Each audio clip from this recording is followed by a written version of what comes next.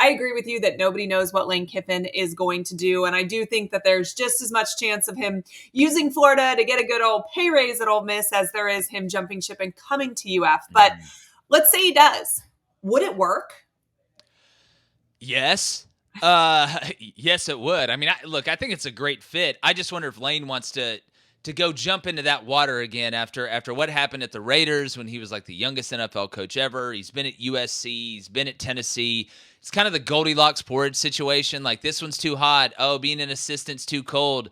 Being the head coach at Ole Miss is just right.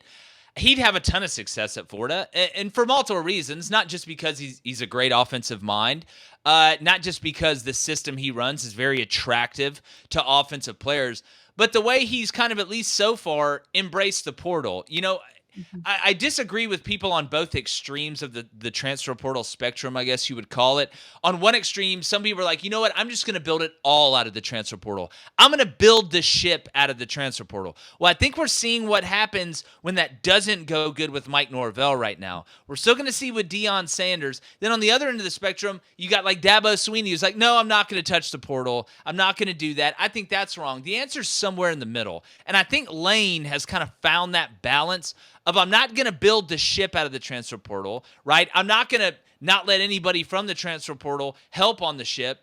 It's, you got to plug the holes in the ship with the transfer portal. And that's what you've seen Ole Miss do defensively. So the minute he goes to Florida, he's going to go to a place that's unbelievably attractive. He's going to get really good players out of the portal, and he'll have a great support system to recruit out of high school because, as I mentioned earlier, you cannot leave the state of Florida and be fine, even though you're having to compete against Miami now and obviously Florida State and UCF and USF. But I think Lane would be a perfect fit there. The question is he willing to make that jump kind of back into the fire? Not that Ole Miss isn't a big job and it's only getting bigger, and they got that old money, old money, so they can afford it. I think he'd be great there, but do you want to go through this with that schedule next year, just basically being the inverse of what it is this year? I don't know. That's up to him. He'll probably, I don't know, ask his dog will let him know. With Lane, you just don't know. Side for sure. Well, I think I can understand all of the arguments to say at Ole Miss. I think he can win between 8 and 11 games every single year for the rest of his life, have all the co-eds he wants, and have whatever number he demands. And he could ride off into the sunset with that. I do also think part of what makes you a successful college coach is the ego. And I'm sure that there is a part of him that wants to prove he can win anywhere, that wants to prove he can win a national title. I think with the playoff, it makes it more likely that Ole Miss will be a national title contender. But I still don't put Ole Miss and Florida in the same, They're not. Ole Miss and Florida aren't in this. I don't think it's an oceans wide, right? Now, the difference between like a Florida and a Vanderbilt obviously is oceans wide. Right. But a lot of it depends on what Ole Miss does this year. Yeah. Right. If Ole Miss makes it to the college football playoff, or like wins the SEC, makes it to the Final Four of the college football playoff, it's hard to sit here and be like, well, Ole Miss really can't do it. You got to go somewhere else to be able to win those last 2 games. So I think a lot of it does have to do with, depends on this year. And then you look at who his agent is. I mean, it's got Jimmy Sexton special written all over it, right? Especially when you have success. But look, again, Lane is such a wild card. I do wonder when it comes to the ego thing, what feeds an ego more? Saying, you know what, I'm going to go to Florida and do what Urban Meyer has already done, and do what Steve Spurrier has already done? Or am I going to make Ole Miss one of the best jobs in the country and do what nobody has ever done? Ole Miss hadn't even played in an SEC championship game. They shared the West with LSU in 2003, but they've never even played in Atlanta. So what kind of feeds the ego more, right? And it's one thing to sit here and say, look, I dated Instagram models for a long time, and then I found a nice 7.5. She's sweet. She's not going to cheat on me. She's funny. She cooks really good. But all of a sudden, all these Instagram models start flooding me again. Am I going to take that chance, right? Am I going to go back out into that world and swim around again? It's an interesting storyline. I don't know. With Lane, I just don't know. We saw this storyline kind of play out with Dan Mullen, right? I mean, he had Yeah. Mississippi State ranked #1 in the country for a couple weeks there, and he made the jump because he wanted to see if he could do it. And I think Ole Miss right now is ahead of where Mississippi State is, but they weren't at the time that, Mullen ended up making the jump. But, let's say it's not Lane. Another name that's been floated around a lot is Jamie Chadwell. Is that somebody Florida would be willing to kick the tires on? And would he make Florida fans happy? Would that be a successful hire? Well, I think if John the Baptist was coaching at a Group of 5 school, Florida fans would be upset because of if they hire a Group of 5 guy, and that's what Liberty is. Like, I don't think there's anybody out there in the Group of 5 that they would hire that Florida fans would be excited about, because they would instantly go to, oh no, we just hired another Billy Napier. I even put Jamie Chadwell on, if I was the AD at Florida, here would be my top 5 guys. Not that I know who's going to Florida, but these would be my top 5 guys. And Jamie Chadwell was on that list. Why is Jamie Chadwell on that list? One, the guy's won everywhere he's gone, if you go back and look at his track record. And he runs an offense that it's exciting, it's fun. It made Grayson McCall look a whole lot better than what he was. Just look what he looks like now in a pro-style system at NC State. You're going to get kind of that old Urban Meyer spread option look.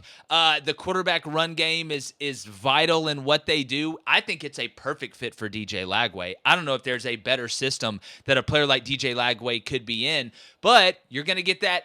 If you're Scott Strickland and all these hires, and whoever's making the hire, if it's the donors, whatever, if you look at the hires he's made compared to the what Jeremy Foley did, the numbers are not good, right? So I don't think this is hey, I've built up by the way, Todd Golden I think is fantastic. I'm just telling you, I know Bruce Pearl very well. Todd Golden is a fantastic basketball coach. You guys are going to continue to love him. He's really, really good, and he's only going to get better. But as far as Scott Strickland, them going and they don't have this equity built up, they're going to have to go get a big name if it's to appease the fan base. But I always, and I used to talk to our AD about this all the time, like, where's the balance of, hey, I really think this guy is the best candidate, but the fan base, the people who buy the tickets and the merchandise and donate to the NIL fund, they're going to be pissed if we hire this guy. Or do I just hire a guy that the fans think's a great hire, and if it doesn't work out, well, the fans thought it was a great hire. And different ADs will kind of give you a different answer, but a lot of them are going to fall on, I'm going to go with the guy I think is going to win, because winning cures everything and gets everybody back into the boat. So I don't know if you can hire a Jamie Chadwell and, survive, the first bad thing that goes wrong during his tenure, right? So is it you got to go get a Lane Kiffin, or you got to go get, a John Gruden or somebody like that just to make the fan base feel happy? I don't know where Scott's at right now, or whoever's pulling the strings. I just have a hard time believing that that the hiring people have enough faith in themselves to go take a chance on another Group of 5 guy after what happened with, quote unquote Sunbelt Billy, which is a very offensive term. Well, GJ Kenny's another guy at Texas State. He's a Group of 5 guy. You can be pissed all you want. Oh boy, he's going to land somewhere in the Power 5, and hell's coming with him. Okay, so let's say every potential candidate that Florida could be interested in is interested as well. Who is the absolute best hire Florida could make, in your opinion? Well, I would have texted Nick Saban the minute after and say, "Hey, are you bored yet?" But again, you asked me if I could get in reality of guys that are not retired. Sure. It's got to be Lane Kiffin, right? It's either got to be Lane Kiffin or Dan Lanning. Even though I don't think Dan's leaving Oregon anytime soon, but to me, it's Lane. Lane is your, the great white buffalo. That's the guy that everybody would be on board with. You got proof of concept. He's fun. When you look at what he does social media wise, he's got that swagger, and the fans would absolutely love it. They'd ingratiate themselves to him and vice versa. So it has to be Lane. I don't see a world in which it's not. So let's say it's Lane, but let's also say Ole Miss makes a deep run in the playoffs. How does Florida salvage a 2025 class at all? Or this is kind of like, new territory for college football this year. Well, the new signing day, it's not early signing day anymore. December is signing day. Yes. There is signing day and then late signing day, which happens in February. With the calendar now, I don't know. Do you just say, look, Lane does a lot in the transfer portal. we're gonna let this play out and leave an interim guy in there or whatever to just try and sign some guys and keep the class together a little bit. Is that worth Lane Kiffin? I think it is, right? Because he's going to go in there and use the transfer portal a ton anyway, and then get rocking and rolling. And then don't forget, when a head coach leaves, all right, you look at Ole Miss's signing class. If Lane Kiffin were to leave after signing day, they got a 30-day window as well, and you're already really in the transfer portal window that we have right now. So there's ways to go around it. I would rather make the right hire than say, you know what, we just got to bring somebody in at this date to salvage one recruiting class. To me, it's a long-term thing, not a short-term thing. And with the availability of the transfer portal, I think it makes that decision a lot easier. And look, we've seen guys accept jobs under the table before, I don't know, a College World Series Texas A&M fan. So it's not out of the realm of possibility to see it. But I would much rather get the right guy in place than just get a guy to try and salvage a recruiting class. All right, Jake, it's been fun. Tell everybody where they can find you on social media and where they can check out your show. It has been. Look, Florida's going to be fine in the long run. I know you guys feel like you've been wandering around the desert. Believe me, there's a lot of fan bases that feel that way right now, but Florida's not going to be held down long. So be upset. You have a right to be upset. In this day and age, you shouldn't lose at a place like Florida, but it's still an unbelievably attractive job, and you guys are going to be fine. But if you want to watch, you enjoyed this. If you like Allie's show, you'll like Crain and Company. If you hadn't found it already, you can find us on YouTube, Apple Podcasts, Spotify. It's CRAIN and Company. We go from 2 to 3:30 p.m. Central. We have live calls, a live chat. If you can't catch us live, it stays on demand. So look, it could always be worse, but y'all are going to be fine. Well, I appreciate it. Your fan base is not in a much better place at the moment than we are, so we can connect. No, it's not good. It's not a good time, Bob.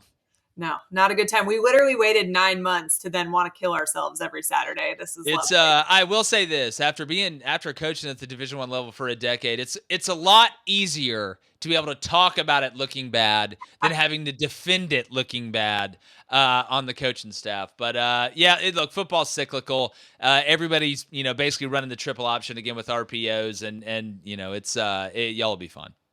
All right. Well, I appreciate you, Jake. Talk to you soon. All right, Allie. Thanks.